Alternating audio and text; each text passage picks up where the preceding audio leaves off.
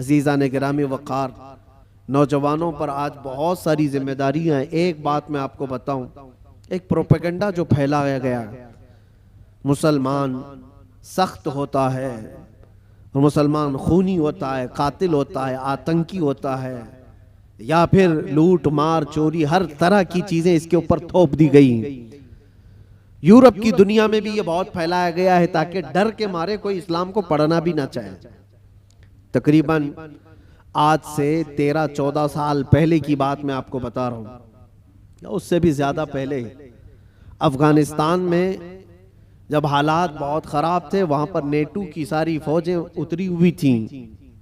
ایک بڑی جنگ چل رہی تھی۔ اس وقت امریکہ کی رہنے والی ایک نیوز رپورٹر لیڈی ہے، عورت ہے، وہ حالات کا معائنہ کرنے کے لیے افغان آئی تھی۔ وہ کہتی ہے کئی دنوں تک میں الگ الگ علاقوں میں جا کر کے رپورٹنگ کرتی تھی اور واپس شام میں اپنی جگہ پر آ جاتی، اپنی قیامگاہ پر آ جاتی۔ ایک بار ایسا ہوا کہ ایک علاقے میں میں پہنچی اور وہاں سے تنہا آ رہی تھی، تو جو فوجی تھے کچھ جو وہاں تعینات تھے مہینوں سے، وہ جنگ کے میدان میں اترے ہوئے فوجی، لیکن اس علاقے کے فوجی نہیں، نیٹو کے فوجی، جس میں تقریباً 45 کنٹریز کے فوجی تھے، یورپ کے سب کے۔ ان فوجیوں میں سے 2 فوجیوں نے اس کو پکڑ لیا، اس عورت کو، اور اس کے ساتھ کچھ غلط کرنے کے ارادے سے وہ ایک اندھیری جگہ پر اس کو کھینچ رہے تھے، لے جا رہے تھے۔ شام کا وقت تھا۔ اتفاق ایسا کہ 2 نوجوان مسجد کی طرف جا رہے تھے، مومنین میں سے 2 نوجوان وہاں سے گزر رہے تھے، تو وہ 2 نوجوانوں نے اچانک جب یہ حالت دیکھی کہ ایک خاتون کو زور زبردستی پکڑ کر کے کچھ لوگ گھسیٹ رہے ہیں، تو انہوں نے آواز لگائی، اور طاقتور پٹھان لوگ تھے، حملہ آور ہوئے۔ تو فوجی چونکہ غلط نیت سے اس کے ساتھ بدتمیزی کر رہے تھے، چھوڑ کر کے بھاگ گئے جب تک اس عورت کے کپڑے اپڑے پھٹے ہوئے تھے، حالت بری تھی۔ لیکن یہ 2 نوجوان مسلمان تھے، داڑھی ٹوپی والے، اس خاتون کو وہاں سے آزاد کرایا اور اپنے طرف لے لیا، اپنے پاس لے لیا۔ یہ خاتون کہتی ہے کہ مجھے تو زیادہ ڈر لگ گیا کہ یہ وحشی مسلمانوں کے ہاتھ میں آ گئی، اب پتہ نہیں کیا کریں گے، سیدھے ذبح کرتے ہیں لوگ، کیونکہ بچپن سے پروپیگنڈا دماغ میں تھا۔ امریکہ کی رہنے والی، اس کے دماغ میں یہی ساری چیزیں بھری گئی تھی، مسلمان سخت ہوتا ہے، قاتل ہوتا ہے، آتنکی ہوتا ہے، لٹیرا ہوتا ہے، نہ جانے کیا کیا چیزیں پھیلائی گئی ہیں۔ وہ ڈری ہوئی تھی عورت، کیا پتہ نہیں، وہ تو فوجیوں کے ہاتھ میں تھی،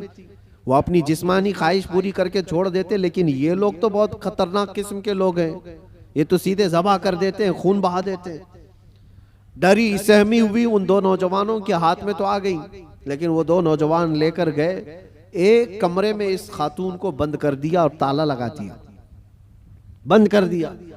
یہ ڈری تھی شاید میری موت کا کوئی پروانہ آنے والا ہے، یا کچھ بھی میرے ساتھ کیا جا سکتا ہے، یا ہو سکتا ہے مجھے کڈنیپ کر کے ہمارے ملک سے کچھ میرے بدلے میں مانگنے والے ہوں۔ طرح طرح کے خیالات آ رہے تھے۔ وہ نیوز رپورٹر ہے، کہتی رات ہوئی تو اچانک دروازہ کھلا، اور پورا دروازہ نہیں کھلا، باہر ہی سے کوئی بڑی تھال جس میں کھانا پانی سب کچھ تھا، اندر انہوں نے ڈھکیل دیا اور کپڑوں کا ایک جوڑا بھی اندر پہنچا دیا، اور پھر دروازہ بند کر لیا۔ مجھے جو ضرورت تھی وہ کھانے پینے کی تھی، کپڑے بدلنے کی تھی، کپڑے پھٹے ہوئے تھے، میں نے کپڑے بھی تبدیل کر لیے، کھانا پانی بھی ہو گیا۔ دوسرے دن بھی برابر وقت پر دروازہ تھوڑا سا کھلتا اور کھانا آ جاتا، پھر بند ہو جاتا، جو ضرورت کی چیز تھی۔ لیکن کوئی جوان اندر نہیں آ رہا ہے، کوئی جوان اندر نہیں آتا، دروازہ باہر سے بند ہوتا ہے۔ شام ہو گئی، 2 دن وہاں پر اس نے گزارے۔ اس کے بعد وہ کہتی ہے کہ اس کے سفارت خانے کے لوگ، اس کے ایمبیسی کے ذمہ دار لوگ آئے ان نوجوانوں کے ساتھ، جب دروازہ کھولا اور ان کی زبان میں، اسی عورت کی زبان میں بات کیا اور کہا کہ ہم تمہارے سفارت خانے سے آئے ہیں، ان نوجوانوں نے آ کر ہمیں یہ اطلاع دی کہ فلاں ملک کی اس طرح کی ایک خاتون مظلوم تھی، ہم نے اس کو پناہ دیا ہے اور اس کی حفاظت کی ہے، آپ آئیں، اپنی عورت کو لے جائیں اور اس کے ملک تک صحیح سلامت پہنچائیں۔ سفارت خانے کے ذمہ دار لوگ آئے، اس خاتون کو سارا واقعہ بتایا کہ ان نوجوانوں نے تیرے لیے غائبانہ طور پر کیا محنت کی۔ اس کا دماغ پورا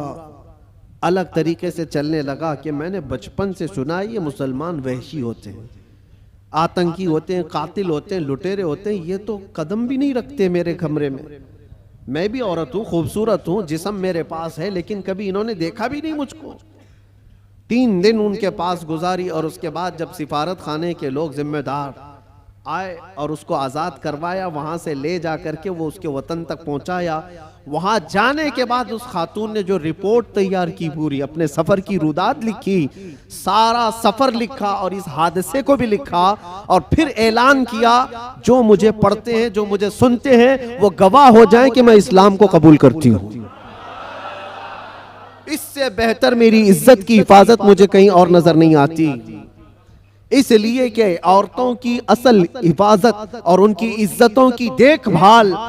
اللہ کریم نے جو فرمایا، اور اس کے نبی رسول کریم صلی اللہ علیہ وسلم نے جو فرمایا، وہ آج بھی ایمان والوں کے اندر موجود ہے۔ نوجوانوں، تمہارے اخلاق لوگوں کے لیے رسول پاک کا ترجمانی کا کام کرتے ہیں، ان کے ایمبیسیڈر ہو آپ۔ اور خاص طور پر رمضان میں آپ دیکھنا، کئی محلوں میں جہاں تمہاری شباشی ہو رہی ہوتی ہے، رات کی رونقیں، اور اس شہر میں خاص طور پر جو چکا چوند روشنی ہے، اس کو دیکھنے کے لیے بہت سارے لوگ آتے ہیں، بلکہ دوسرے ہی زیادہ آتے ہیں۔ ہو سکتا ہے کھانے پینے آتے ہوں، موج مستی بھی مقصد ہو سکتی ہے، لیکن میرے عزیزوں، ان دنوں میں تمہارے اخلاق و کردار بہت اہمیت کے حامل ہوتے ہیں۔ اس وقت تم حضور پاک صلی اللہ علیہ وسلم کے ریپریزنٹیٹیو ہو، رمضان کو اس طرح سے گزار کر کے دکھاؤ کہ آج بھی ہمارے اندر اسپریچولیٹی، روحانیت کیسی ہے۔ ہم کھانے پینے کے لیے پوری رات گزارنے والے لوگ ہی نہیں ہیں، کھانا پینا تو زندگی کا ایک چھوٹا سا حصہ ہے۔ ہم آئے ہیں یہاں اپنے رب کو راضی کرنے کے لیے۔ اسلام کا یہ عظیم میسج اور اسلام کا یہ عظیم پیغام پہنچانے کا ذریعہ ہے۔ کتنے ایسے لوگ ہیں جو ہم سے رابطہ کرتے ہیں۔ میرے عزیزوں، سچ بتاؤں، جو ہمارے دین میں نہیں ہے وہ پیاسے ہیں، بہت سارے لوگ، مرد حضرات بھی، عورتیں بھی، لڑکے بھی اور لڑکیاں بھی، دور دراز سے وہ کسی نہ کسی طرح سے کانٹیکٹ کرنے کی کوشش کرتے ہیں کہ ہماری روح بہت پیاسی ہے، ہماری روح بہت پیاسی ہے، اور ہم اپنی روح کی سیرابی ڈھونڈتے ڈھونڈتے عمر بتا چکے ہیں، لیکن ہم نے آپ کے بیان سنے یا پھر اسلام کی یہ ساری چیزیں دیکھی ہیں تو روح کو سکون سا نظر آتا ہے، سکون سا نظر آتا ہے۔ ان لوگوں کو جو آتما کی شانتی کہیں نہیں ملتی، میرا چیلنج ہے وہ رب ذوالجلال کے سجدے میں انہیں سارا سکون مل جائے۔